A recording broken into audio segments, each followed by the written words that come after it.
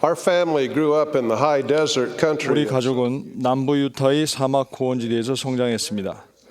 이곳에는 비가 오는 일이 드물었기 때문에 여름이 다가올 때면 제발 비가 많이 오기를 간절히 소망했었습니다. 지금처럼 그때에도 비가 내려주기를 기원했는데 기도도 하고 절박한 경우에는 금식도 했습니다. 한 이야기에 따르면 그 마을의 한 할아버지가 5살 된 손자를 데리고 마을을 산책하였다고 합니다. 두 사람은 대로변의 식료품 가게에서 걸음을 멈추고 시원한 청량 음료를 사려고 하는데 마침 다른 주에서 오던 차가 정차하더니 운전자가 할아버지에게 다가와 하늘의 작은 구름을 가리키며 비가 올 것 같습니까? 하고 물었습니다. 할아버지는 정말 그랬으면 좋겠어. 나는 전에 비를 본 적이 있어도 손자아이는 본 일이 없으니 말이오. 라고 대답했습니다.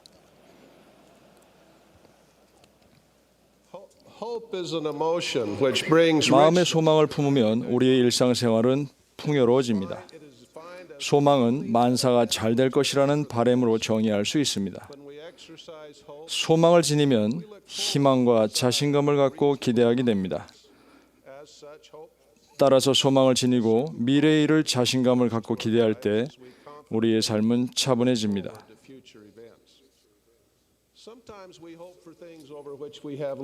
때로는 사람은 우리가 전혀 또는 거의 어쩔 수 없는 일에 대해서도 소망을 품곤 합니다. 예를 들면 날씨가 좋기를 소망합니다. 봄이 일찍 오기를 소망하고 우리가 좋아하는 팀이 월드컵이나 슈퍼볼 또는 월드시리즈에서 우승했으면 하고 소망합니다. 이런 소망을 지니면 우리 생활은 재미있고 때로는 이상하거나 미신에 가까운 행동도 하게 됩니다. 예를 들면 제 장인께서는 스포츠를 매우 좋아하시면서도 좋아하는 농구팀의 경기를 시청하지 않으면 승리할 확률이 아주 높다고 믿으셨습니다.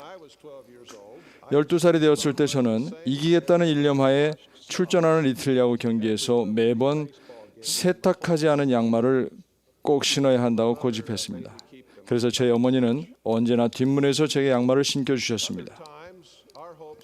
때로는 소망은 꿈이 되어 우리에게 영감을 주고 우리가 행동하게끔 인도합니다.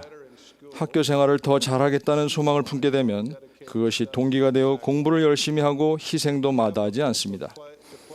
우승팀에서 선수로 출전하고 싶다는 소망을 품으면 그것이 힘이 되어 연습을 꾸준히 하고 온 힘을 다해 팀의 단합에 기여하여 결국 성공을 합니다. 영국에서 의예과 학생이었던 로저 베니스터에게는 큰 소망이 있었습니다. 달리기에서 최초로 1마일을 4분 이내로 달리는 선수가 되는 것이었습니다. 20세기 초에 육상에 큰 관심이 있었던 사람들은 4분대 벽을 깨는 날을 손꼽아 기다렸습니다. 기나긴 세월 동안 다수의 걸출한 주자들이 마의 4분벽을 넘을 뻔했으나 문턱에서 주저앉고 말았습니다. 베니스터는 세계 신기록을 세우려는 소망을 품고 의욕적으로 강도 높은 훈련에 온 힘을 다 쏟았습니다. 스포츠 종사자들 중에서는 과연 4분대의 벽을 깰 수 있을지 의구심을 품은 사람도 있었습니다. 전문가라고 자처하는 사람들도 인간이 1마일을 4분 이내로 달리는 것은 이론적으로 불가능하다고 떠들었습니다. 로저 베니스터의 원대한 소망은 1954년 5월 6일 흐린 날에 마침내 실현되었습니다. 그는 3분 59초 4 만에 결승선을 통과하여 세계 신기록을 세웠습니다. 4분대의 벽을 넘겠다는 그의 간절한 소망은 그가 온몸을 던져 집중적으로 훈련한 끝에 성취되었습니다. 소망은 꿈을 키우고 이에 우리는 자극을 받아 꿈을 실현하게 됩니다. 하지만 소망만으로는 성공할 수 없습니다. 뜻은 좋았으나 게으름 때문에 꽃을 피우지 못하고 사라진 훌륭한 소망도 많이 있었습니다. 부모라면 당연히 자녀에게 가장 큰 소망을 겁니다. 자녀가 자라서 책임감 있고 의로운 삶을 살아주기를 바라게 됩니다. 그런 소망은 우리들이 좋은 모범을 보이지 않는다면 물거품이 되곤 맙니다. 소망만으로는 자녀들이 의롭게 자라주지 않습니다. 가정의 밤과 건전한 가족 활동을 통해 그들과 함께 시간을 보내야 합니다. 그 시간을 활용하여 자녀들에게 기도하는 법을 가르치고 경전을 함께 읽으면서 중요한 복음 원리를 가르쳐야 합니다. 그래야만 우리가 자녀들에게 거는 큰 소망이 실현될 수 있습니다. 소망의 자리에 절망이 들어서게 하면 안 됩니다. 사도 바울은 우리가 소망을 가지고 밭을 갈아야 한다고 기록했습니다. 소망을 품으면 우리 인생이 풍요로워지고 미래를 기대하는 데 도움이 됩니다. 밭을 갈아 곡식을 심든 인생을 살아가든 우리 후기 성도는 반드시 소망을 지녀야 합니다. 예수 그리스도의 복음에서 소망은 그분의 제자가 되어 구주의 속죄를 통해 영원한 구원을 얻겠다는 바람을 뜻합니다. 이것은 우리가 정녕 품어야 하는 참된 소망입니다. 이 소망 때문에 우리는 세상 사람들과는 다릅니다.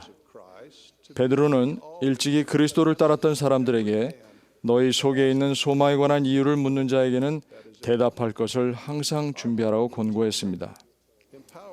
우리가 속죄를 소망하면 영원한 시각에서 세상을 볼 수 있게 됩니다.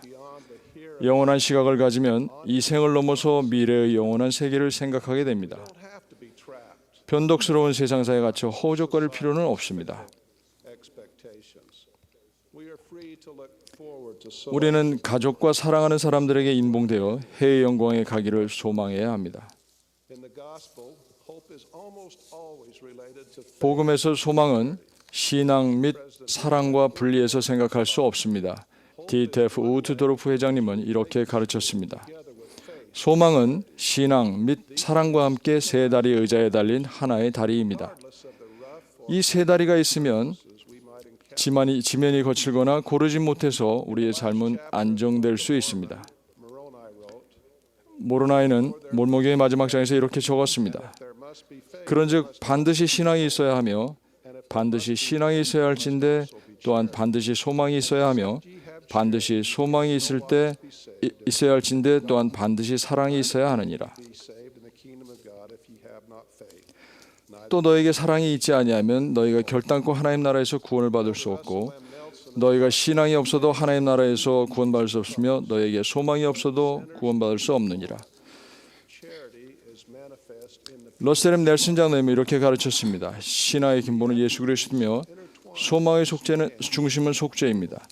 사랑은 그리스도의 순수한 사랑을 말합니다. 이 세 가지 속성은 전선 속의 구리선처럼 서로 얽혀 있어서 딱히 구분할 수도 없습니다. 이 세 가지는 하나로 엮여서 해의 연고로 인도하는 동아줄이 됩니다. 니파이는 자신의 기록을 마무리하면서 예수 그리스도에 대해 이렇게 예언했습니다.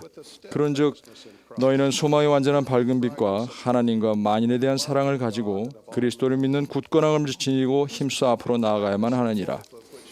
니파이가 말한 소망의 완전한 밝은 빛은 속죄에 대한 소망을 말하며 영원한 구원을 바라는 소망은 우리 구주의 희생을 실현될 수 있습니다.